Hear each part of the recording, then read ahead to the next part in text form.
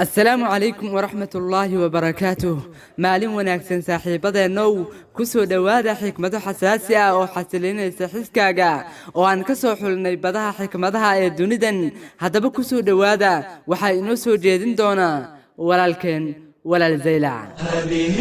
الدنيا غريبة كل ما فيها بكاء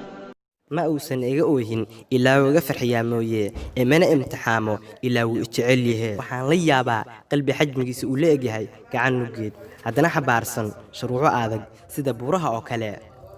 ninka inuu naag jeclaado waa arrin lagu abuuray laakiin inuu xafido ayaa ragnimo ah horay u socodku da'du waa qasab laakiin midka aqoon ahaaneed iyo midka fakireedba waa doorasho hadalka wanaagsan wuxuu boos ka helaa qalbi kasta oo dunida dul saaran jiritaankeedu waa nolol baryadeedana waa badbaado lugeedana waxay hoos tagaan janno midaasna waa hooyo bara gabdhihiina si u xaqiijin lahaayeen yoolalkooda ka hor guurkooda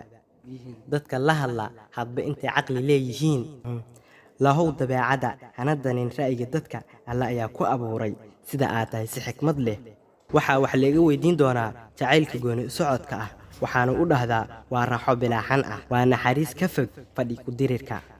maalin ayaa waddankiina ugu ooyi doontaan sida haweenka oo kale waana waddan ayna ilaalsan sida ragga oo kale haddii aad soo gaartay ilaa halkani waxaan kaa codsanaynaa inaad subscribe saarto page-kana like saar page-ka waxaan idin soo dhigi doonaa